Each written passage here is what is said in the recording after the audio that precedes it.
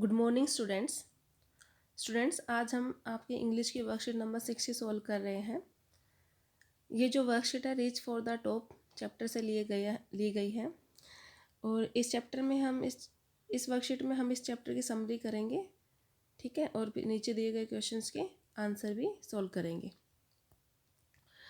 तो चलो करते हैं worksheet. Santosh Yadav was born in a small village in Haryana in a traditional conservative family of prosperous landlord. Santosh Yadav का जन्म हरियाणा के एक छोटे से गांव में हुआ था। एक ट्रेडिशनल मतलब परंपरावादी और कंजर्वेटिव मतलब कि जो बिल्कुल सख्त कानून होते हैं जिनके, उस फैमिली में वो पैदा हुई थी। एक प्रॉस्पेरियस लैंडलॉर्ड मतलब एक समृद्ध किसान के घर में। She was the youngest and the only sister of 5 brother. वो सबसे छोटी थी और 5 भाइयों में इकलौती बहन थी। And never satisfied with traditional way of life, और कभी भी वो अपनी ट्रेडिशनल लाइफ से, परंपरावादी लाइफ से सेटिस्फाइड नहीं थी। She did not wear traditional dresses in her childhood and preferred short and studied in the village school. उन्होंने कभी भी ट्रेडिशनल ड्रेसेस नहीं पहनी थी अपने बचपन में, और हमेशा पसंद किया उन्होंने किसको? शॉर्ट्स को, ठीक है, शॉर्ट्स को उन्होंने पसंद किया और गांव के स्कूल में उन्होंने स्टडी की।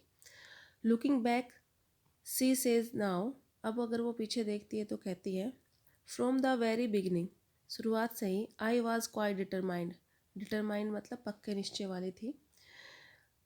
That if I chose a correct and rational path, the others around me had to change, not me। कह रहा कि अगर मैंने कोई सही और रेशनल पाथ मतलब सीधा रास्ता चुना था तो मेरे जो चारों तरफ जो लोग थे उनको चेंज होना पड़ा, ना कि मुझे, ठीक है। The determination helped her move ahead in her journey to achieve success.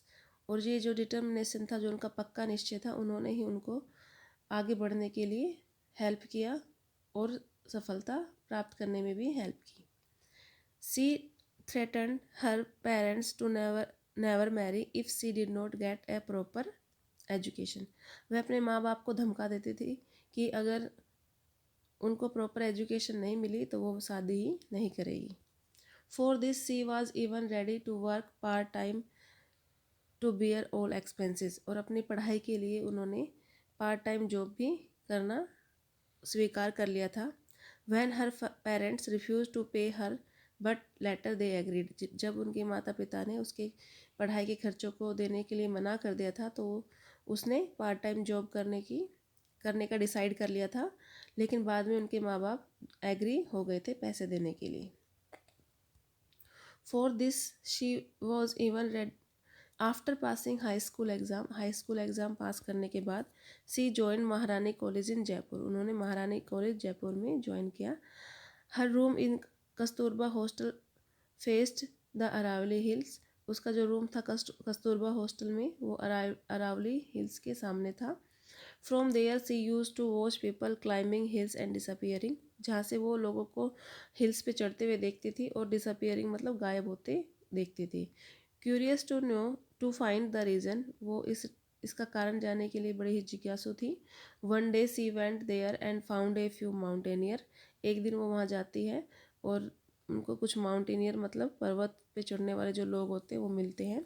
C asked if she could join them. उनसे ज्वाइन करने के लिए वो पूछती है। They not only agreed but motivated her to take to climbing. वो सिर्फ उनसे सहमति नहीं हुए बल्कि उनको क्लाइंबिंग करने के लिए मोटिवेट भी किया।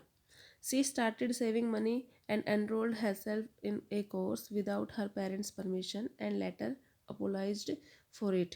उन्होंने पैसे जोड़ने शुरू कर दिए और अपने आप को एक कोर्स में एनरोल कर लिया बिना ही अपने पेरेंट्स की परमिशन के, लेकिन बाद में उन्होंने अपोलाइज मतलब माफ़ी भी इसके लिए मांग ली थी। Instead of going back home she went straight for the training. घर जाने की बजाय वो सीधा ट्रेनिंग पे चली जाती है। In just 4 year her climbing skills matured. 4 साल में ही उनकी क्लाइंबिंग स्किल मैच्योर्ड हो जाती है। And she developed remarkable resistance to cold and altitude. और वो अपने अंदर ठंड और एल्टीट्यूड में रहने की जो शक्ति है वो डेवलप कर लेती है। As a result, her hard work, sincerity, iron will, and physical endurance and amazing mental toughness, she conquered Mount Everest in 1992. और अपने कड़ी मेहनत, लगन और मजबूत इच्छा शक्ति और शारीरिक परिश्रम के बल पर उन्होंने 1992 में माउंट एवरेस्ट की चढ़ाई कर ली। Her seniors were impressed by her dedication as well as caring and cooperative nature. उसके जो सीनियर्स थे उनके इस व्यवहार से, उनकी डेडिकेशन, उनकी लगन, उनके केयरिंग नेचर और उनके कोऑपरेटिव नेचर से बहुत ही प्रभावित हुए। During the 1992 Everest mission, she saved the life of fellow climber by sharing her oxygen, but despite of special care by her, she could not saving another dying climber at the South Pole। ठीक है, 1992 में mount Everest के mission के दौरान उन्होंने एक अपने साथी क्लाइंबर की जान बचाई थी अपनी ऑक्सीजन शेयर करके, लेकिन एक स्पेशल केयर के बावजूद भी वे एक और क्लाइंबर जो थे उनकी वो जान नहीं बचा पाए साउथ पोल पे। She scaled Everest for the second time within 12 month, और उन्होंने दोबारा ही 12 महीनों के अंदर अंदर उन्होंने दोबारा माउंट एवरेस्ट की चढ़ाई की। Being a member of Indian Nepalese women expedition, और वो किसके मेंबर थी उस टाइम पे? इंडो नेपालीज वुमेन एक्सपीडिशन की मेंबर थी। She set a record as the only women to have scaled Everest twice, वो इकलौती औरत थी जिन्होंने माउंट एवरेस्ट को चढ़ाई 2 बार की थी।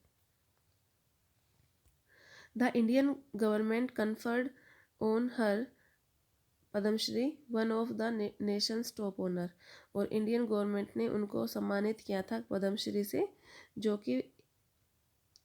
हमारे देश का एक महान सम्मान है। ठीक है, in recognition of her achievement, उनकी अचीवमेंट को पहचान देने के लिए। She shared that the feeling is indescribable when she unfurled the Indian tricolour on the Everest. वो कह रही है कि जब उन्होंने अपनी जो फीलिंग थी वो भी शेयर की कि जब वो इंडिया का ट्राई कलर जो है वो माउंट एवरेस्ट पर फहरा रही थी, तो जो उनकी फीलिंग थी वो बता नहीं सकती, उनको वर्णन वो नहीं कर सकती। It was a truly spiritual moment, कहती है बड़ा ही आध्यात्मिक मोमेंट था मेरे लिए। I felt proud as an Indian, और मुझे एक इंडियन होने के नाते बहुत ही गर्व है। She also collected and brought down 500 kgs of garbage from Himalaya, उन्होंने हिमालय पर्वत के ऊपर से 500 किलोग्राम गार्बेज कूड़ा उठाया था। बीइंग ए ट्रू एनवायरमेंटलिस्ट, एक सच्चा पर्यावरणविद होने के नाते। ठीक है, पर्यावरण की रक्षा के लिए उन्होंने 500 किलोग्राम कूड़ा भी हिमालय से कलेक्ट किया था। ठीक है, तो आप लोगों को ये समरी समझ में आ गई होगी। अब हम इसके क्वेश्चन आंसर कर लेते हैं। Santosh Yadav was dash with traditional way of life, जो संतोष यादव थी वो अपने ट्रेडिशनल लाइफ से क्या थी? सेटिस्फाइड थी, क्वाइट सेटिस्फाइड थी, बहुत सेटिस्फाइड थी, थोड़ा सेटिस्फाइड थी या अनसेटिस्फाइड थी? तो इसका आंसर जो हो जाएगा, इसका आंसर है ये अनसेटिस्फाइड। ठीक है, third C unsatisfied. Choose the option that not true as per the passage, हमें इन 4 ऑप्शन दिए गए हैं, उनमें से जो आंसर मतलब जो पैसेज के अकॉर्डिंग जो ऑप्शन सही नहीं है उसको चूज करना है। Santosh was born in a prosperous family, एक प्रोस्पेरियस फैमिली में पैदा हुई थी। ठीक है, her father were keen on getting her educated, उसके जो फादर थे उसको शिक्षित करने के लिए बहुत ही उत्साहित थे, तो ये हमारा गलत है, तो सेकंड ऑप्शन ही हमारा रॉन्ग है। क्वेश्चन नंबर 3 है, there is a phrase used in passage are rational path which is the following expression is incorrect with reference to the word rational. तो रैशनल पाथ इसमें दिया गया है, हमें इनमें जो 4 वर्ड दिए गए हैं उनको देखना है कि कौन सा इसके साथ सही नहीं बैठता। तो रैशनल नंबर हम यूज करते हैं, रैशनल एक्सप्लेनेशन भी यूज करते हैं, रैशनल चॉइस भी यूज कर सकते हैं, सुपरस्टिशन यूज नहीं करते हैं। उसके बाद जो अगला क्वेश्चन है आपका, question number 4, which behaviour shows the Santosh डिफाइड the traditional lifestyle, कौन सा उसका व्यवहार है जो दिखाता है कि वो ट्रेडिशनल लाइफ स्टाइल को बिल्कुल पसंद नहीं करती थी। तो यही है, she did not wear traditional dresses, उन्होंने कभी भी ट्रेडिशनल ड्रेसेस नहीं पहनी थी अपने बचपन में, वो शॉर्ट्स पहनना पसंद करती थी। अगला क्वेश्चन है, why did her parent agree to pay her education finally, उसके माता पिता क्यों एग्री हो गए थे उसके एजुकेशन के लिए खर्चा देने के लिए। जब इसका आंसर आप लिख सकते हो, जब संतोष के पेरेंट्स ने उसको मना कर दिया था कि हम एजुकेशन के लिए कोई भी खर्चा नहीं देंगे, तो उसने कहा कि मैं अपना पार्ट टाइम काम करके मैं अपना खर्च मतलब पैसे कमा लूँगी। और उसकी इन्फॉर्मेशन उसने बड़े ही पोलाइटली अपने पेरेंट्स को दी। तो उसके बाद में उनके पेरेंट्स एग्री हो गए थे उनके खर्चे उठाने के लिए जब वो दिल्ली में पढ़ने गई। अगला क्वेश्चन है, what happen when she was studying in Jaipur, जब वो जयपुर में पढ़ रही थी तो क्या हुआ। तो क्या होता है, एक दिन वो जब अपने हॉस्टल में बैठी होती है तो उसको सामने हिल के ऊपर कुछ लोग जाते हुए दिखाई देते हैं और अचानक से वो गायब हो जाते हैं। ठीक है, और उसके बाद उनके अंदर इंस्पिरेशन पैदा हुई हिल्स को एक्सप्लोर करने के लिए। क्वेश्चन नंबर 7 है, how could she conquer mount Everest, उन्होंने माउंट एवरेस्ट कैसे कंक्वायर मतलब कैसे उसने जीता, कैसे उसकी चढ़ाई की। तो संतोष जो थी वो एक ट्रेडिशनल फैमिली में पैदा हुई थी, लेकिन उनका जो डिटरमाइंड, वो बहुत डिटरमाइंड थी एंड सेल्फ मोटिवेटेड थी। डिटरमाइंड मतलब पक्के निश्चय वाली, और सेल्फ मोटिवेटेड मतलब अपने आप से वो बड़े ही प्रेरित थी।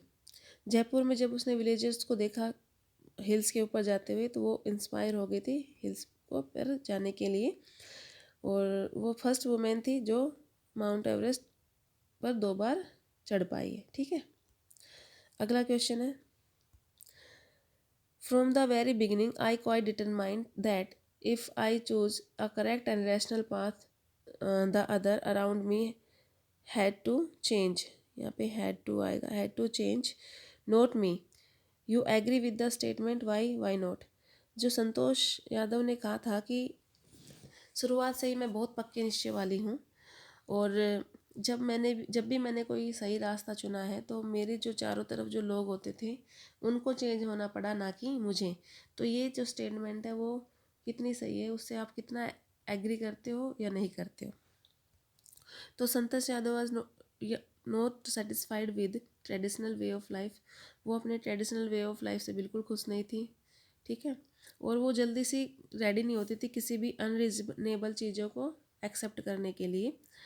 संतोष बहुत ही पक्का निश्चय था उनका बचपन से ही, और उन्होंने हमेशा ही सही रास्ता चुना था अपने लिए। उन्होंने एक गर्ल होने के नाते जो थिंकिंग का जो वे ऑफ थिंकिंग है वो बिल्कुल चेंज कर दी थी।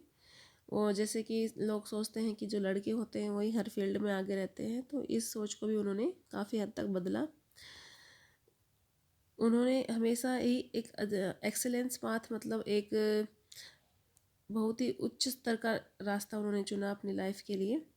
और उनकी जो थिंकिंग थी हमेशा रेशनल होती थी, मतलब सही होती थी, और इसी कारण वो एक सक्सेसफुल माउंटेनियर बनी थी वर्ल्ड के अंदर। ठीक है, तो आपको सारे क्वेश्चन समझ में आ गए होंगे।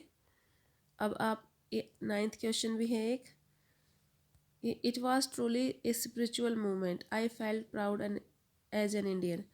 कह रहा है कि ये एक जो संतोष यादव ने जब तिरंगे को लहराया था माउंट एवरेस्ट पे, तो कहते हैं कि एक बहुत ही गर्व का मूवमेंट था मेरे लिए।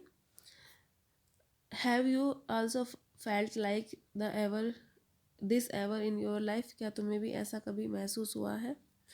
Right, draw and share with your friends and teachers any occasion when you did, ऐसा कोई अगर ओकेजन हुआ है, ठीक है, तो आप अपने फ्रेंड्स के साथ शेयर कर सकते हैं। तो ये क्वेश्चन आप अपने आप से लिख सकते हो, 100 to 120 वर्ड्स में आपको इसको लिखना है। ठीक है, तो सभी को ये वर्कशीट समझ में आ गई होगी। तो चलो मिलते हैं अब अगली वर्कशीट में। ठीक है, ओके बाय।